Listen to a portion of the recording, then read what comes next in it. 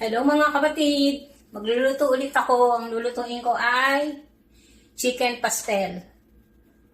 Simple lang ang chicken pastel lutuin. May kanya-kanya tayong version. Pero ang iba kasi, nilalagay ng chicken tsaka nila inilalagay yung mga ingredients. Ako kasi gusto ko, ginigisa muna siya. Ginigisa lang siya sa konting mantika. Iba kasi lubog sa mantika eh. Mainit na yung mantika, kanina pa yung kawali ko eh. Ginigisa muna siya bago ko siya ilalagay yung chicken.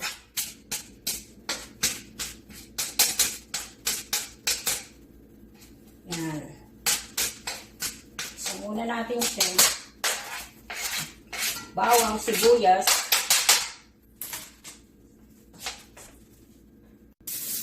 Yan. Pag iano na yung bawang sibuyas, lalagay na natin ang ating paminta. Pamintang durog, mga kapatid, ang nilalagay ko dito. Then, soy sauce.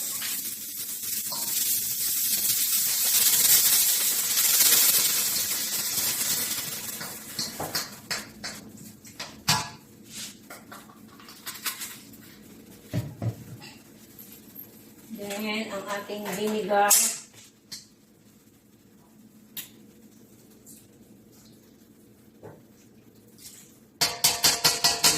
Hindi muna natin siya haluin.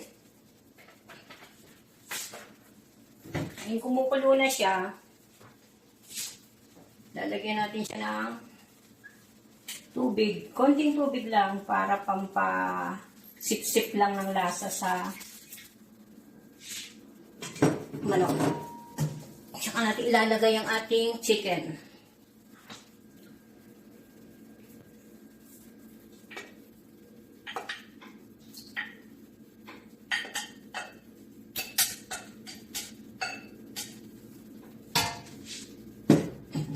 Ganyan lang ang chicken pastel ko. Hahaluin ko lang siya mabuti.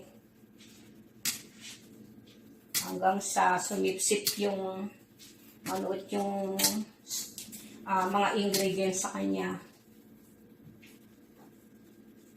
Yan mga kapatid. May kanya-kanya kasi tayong version. Yung iba, nilalagay ng chicken bago nilalagay yung mga ingredients. Ako kasi, gusto ko kumulo na yung ingredients bago ko ilagay yung chicken. Para habang natutuyo siya, sinisip-sip niya yung lasa. Yan mga kapatid. Haluin lang siya mabuti. Hanggang sa matuyo siya.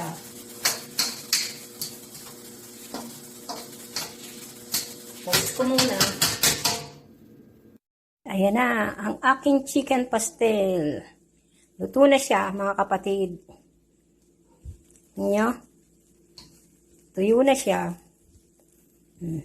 Hindi nga lang siya ganun ka-dry. Pero, malasa siya. Medyo juicy siya ang dating niya. Hindi siya dry na katulad ng ibang chicken pastel. Pero, eto kasi yung mas gusto kong pastel dahil hindi siya mamantika. Yan nga pala yung mga ingredients ko. Manok, pepper, oyster sauce, yan, spray na mantika, yan ang ginagamit ko, soy sauce, vinegar, yan, garlic, onions, at konting tubig.